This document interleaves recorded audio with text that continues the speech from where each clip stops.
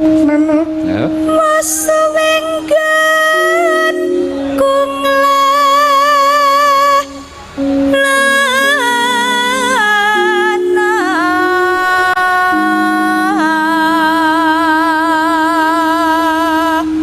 Nonano golek isi podang jenar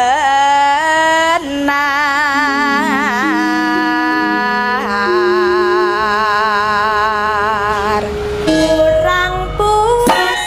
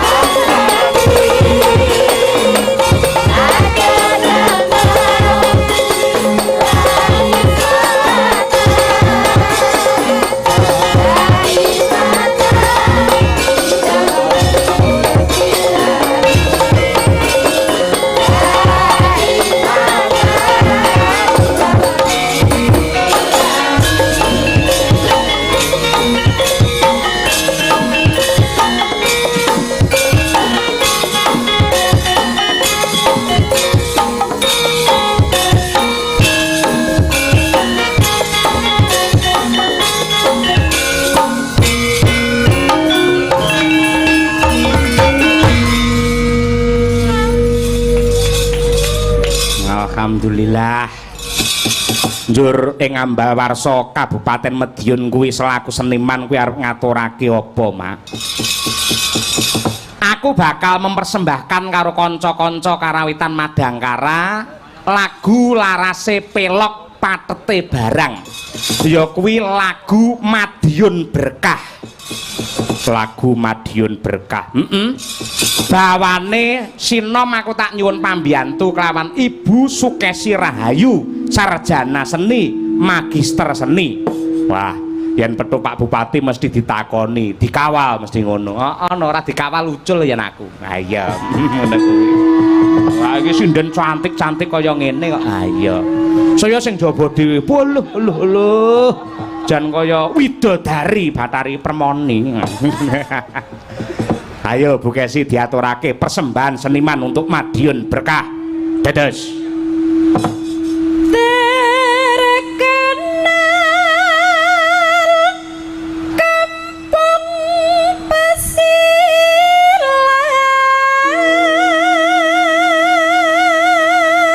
Terkenal kampung pesilat.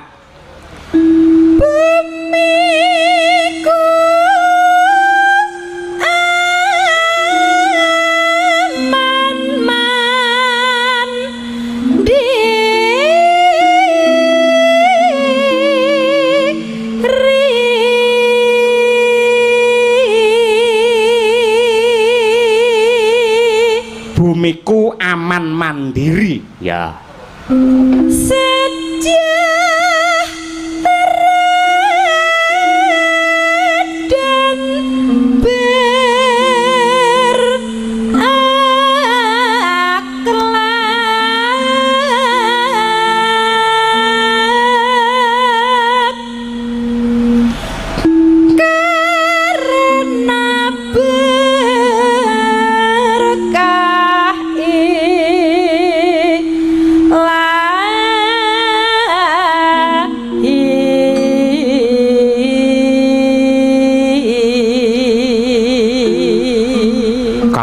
Berkah ilahi, janjane berkah ki maknane apa to, Mak? Aku kulino ngomong ning ora ngerti karepe.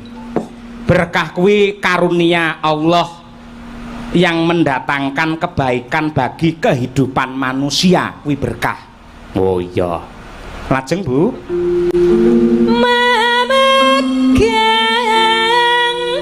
jati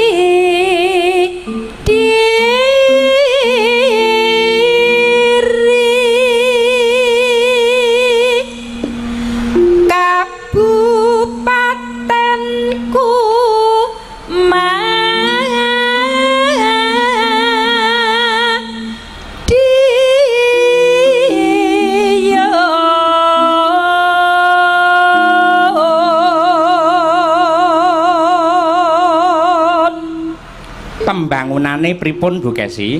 Pembangunan merata.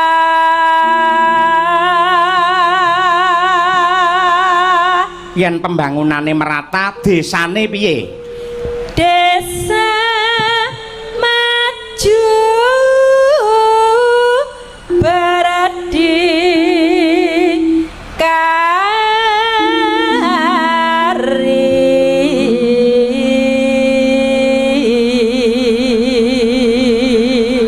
terakhir doa untuk Kabupaten Madiun.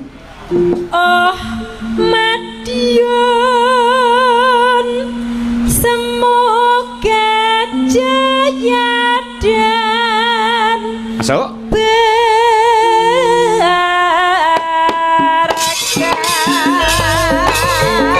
Madiun berkah, persembahan dari seniman Madangkara.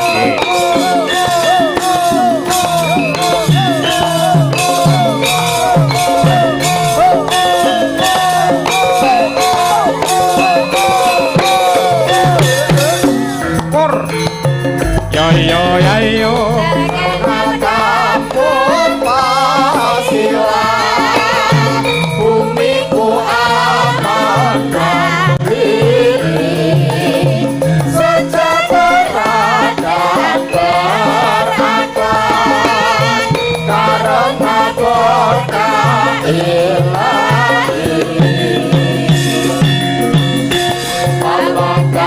jati diri Kabupaten Madiun pembangunan merata desa maju berdikari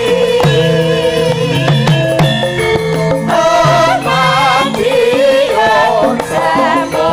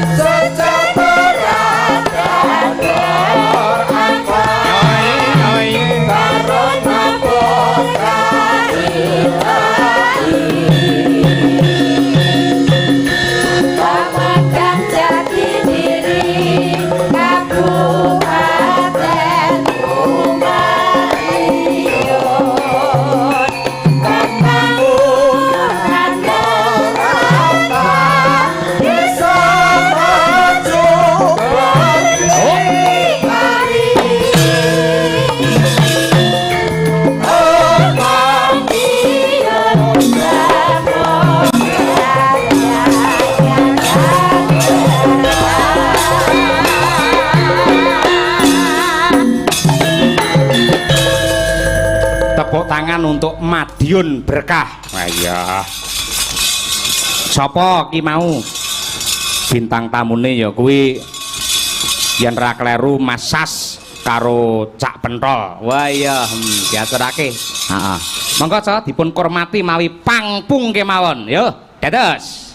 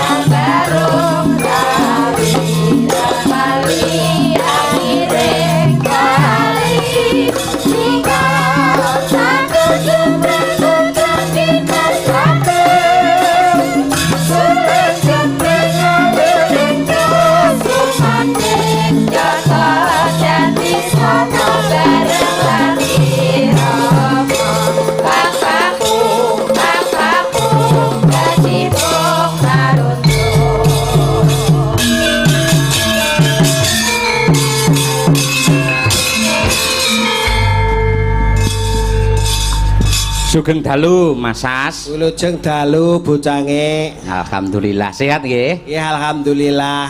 Nggih, Cak Pentol. Dalam Tasih ajek lemu to. alhamdulillah. Nah, nggih, selama pentol napa pentol? Pentol. Lah ya pentol mangan pentol. Nggih leres. Kaya aku modelnya kesetremburi modelnya. Sugeng rawuh dumateng Ki Dalang Yogi Danan Priya Utama. Wah iya Mas Bagong. Wilujeng dalu Mas Yogi. Nggih, lampah nggih, Cak. Nggih, leres. Nggih. Slendro Songo, Umi Hafifah iki wis dinteni karo penggemar masyarakat Madiun iki. Ayo. Oke kemekelan. Apa lagune Wacange? Nun, Lagune napa? mangke kajenge jumeneng riyen. Oh, modelmu lho nantake lagune apa? Lho, aku iki kok mbok menawa apal. Ndereke bojo. Ya, ya Nduk, jumeneng ya. Duduk. Monggo jumeneng. Nah.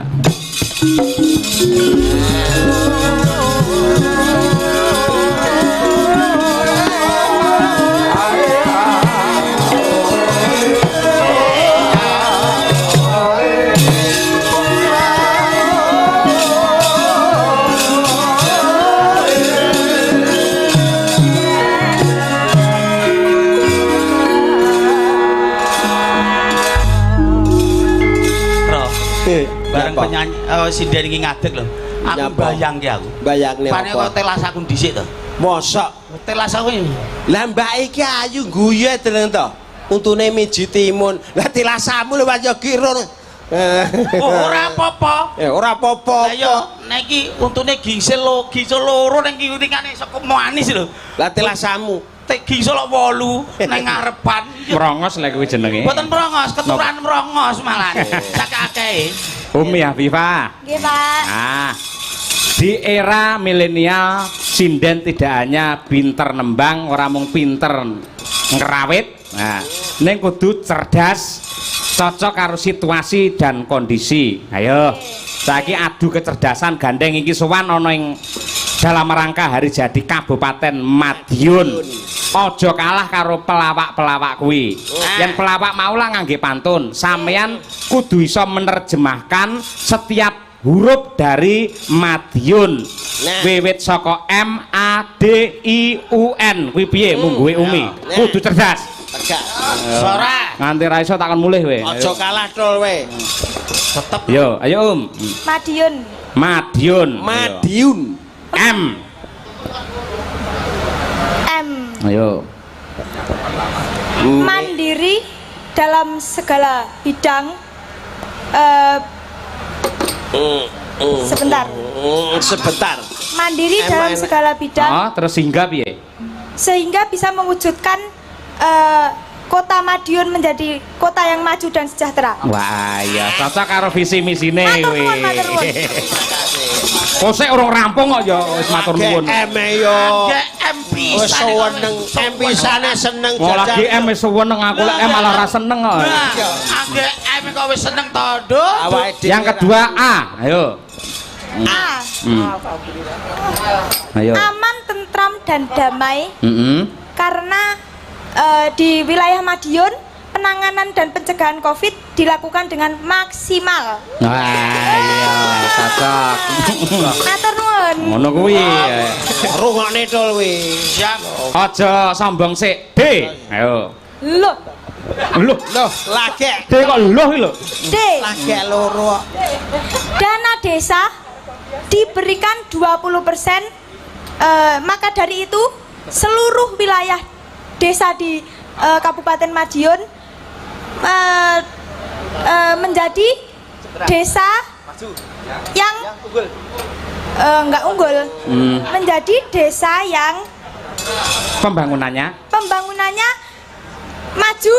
Ah, iya. Pembangunannya maju di dalam bidang infrastruktur. Iki lho, rungokno we. Omonganmu ting pecotot ora.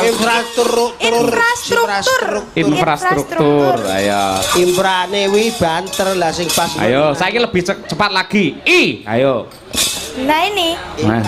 iman dan takwa. Nah ini menjadi pondasi untuk pembangunan lahir dan batin. Wah, ya. Lulus. Biasane lek omong ting pekluthuk kake apik men e. Ayo. Sepelan no niki. Lambemu aja diomongne, Mang. Mandak lagek teko iya ya tol ya. Iya, urung kabeh kok. Oh. Usaha dari pasangan berkah bisa mewujudkan atau menjadikan wilayah Kabupaten Madiun menjadi desa menjadi wilayah yang aman, damai, sejahtera dan berakhlak mulia. Wah, iya. Cocok karo visi misine aman, mandiri, sejahtera dan berkah. Oh iya, terus terakhir N. Nah ini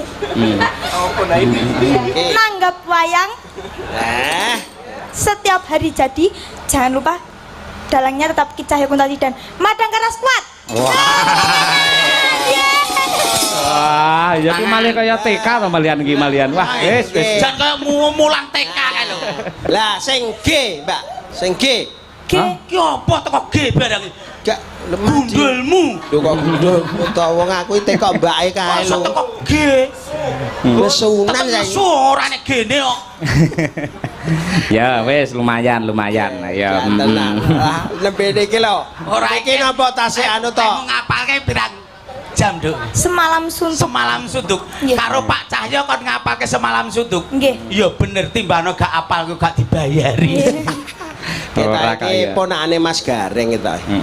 Yo saiki nembang. Ayo, Mbak Umi Hafifah, Piyayi Madiun wis kangen karo sampean nembang Podang Kuning. Nah, Nadianto wis sering sampean apa nembangake ning yen pancen pekareman kok katresnan kok. Rungokno Mbak Umi Khofifah arep Hafifah. Kuping bosok. Siapa? Siapa dong? Umi Hum Pimpah kok iso. Alah. Arek. Umi Hanifah. Wudu, rungono to. Umi Markona. Halah. Sanes. Hanifah. Umi Khalifah.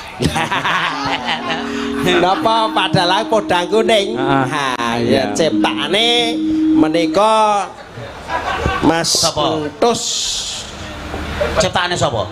Entus. Kayak ruru. Sapa Mas? Podang Kuning. Podang Kuning kok ciptaane Mas Endus. Sapa? Podang Kuning iki ciptaane Bagong. Duh ngawur ae. Sapa tuh iki? Ciptaanipun panjenenganipun Dalang Kondang Mas Sudarno nek mboten klenten. Nggih, leres. Leres, Pak Dalang Darno. Nggih, leres menika dung dawa Nggih. Ngawi Dunggalar.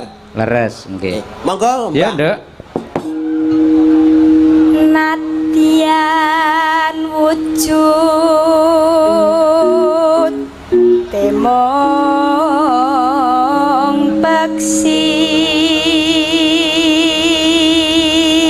Apik suarane. Apik to. Pane Sekolahan padane kowe. agawita lining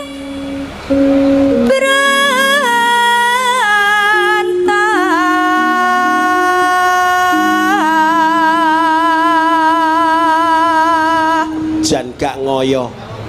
Suarane wis rasake banget. Suarane ngate digawa pesawat terbang. Halus manis nengsep make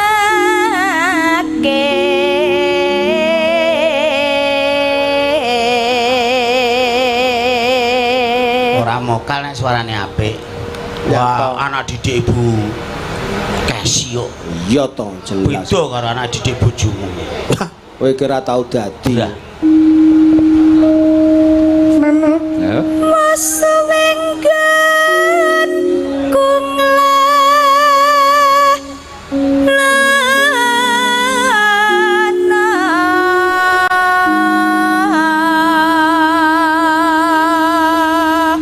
Nonano. golek isi podang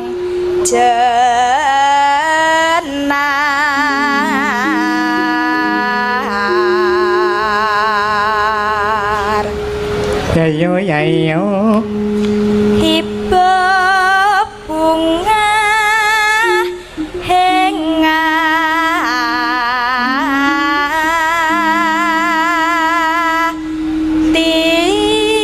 hengatiku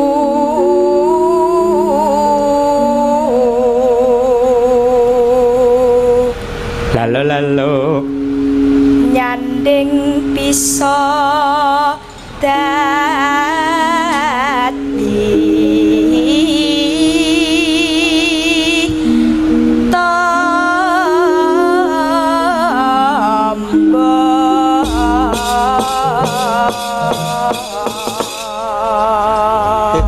jane berat tenan. Lah Hebat. yo waranggono apa ndareke Isih timur Mas suarane Cahyo apik. tenan. Dis. Suarane apik-apik terus ayu-ayu. Nggih. Pancen tuntutane zaman kedah mekaten kok. Cak. Nggih, kedangaten macange. Mas Cahyo ki selain ini dipertunjukkan masalah suara dan busana dan juga masalah kebutuhan mata. Ngono. Sindene Mas Cahyo pentas di mana saja, nggak ada sindene sing tuwek. Num kabeh. Ora mung sindene tok. Yogane Napa? nom kabeh. Mergo Mas Cahyo ku wae yoga ketok tuwek pateni. Soalnya gak nek tuwek lho. Ini menunjukkan bahwa ternyata Nggih. seniman seniwati tetap ada generasinya. Betul. Nggih. Nggih. Lagunipun Podang Kuning ini adalah doa yang terindah untuk Madiun. Podang adalah burung, kuning adalah emas. Semoga dengan hari jadi Kabupaten Madiun membawa Madiun terbang ke zaman keemasan. Dadas. Esuk awan ning omah wis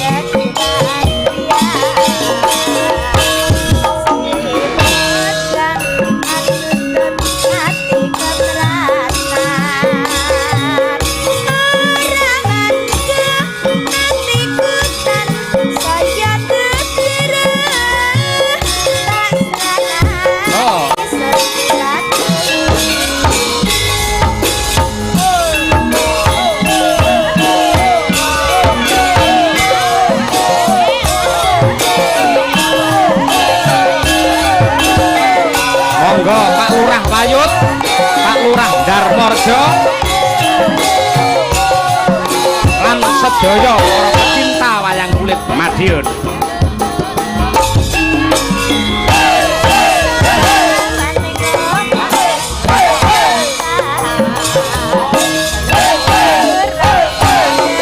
Hoyo hoyo.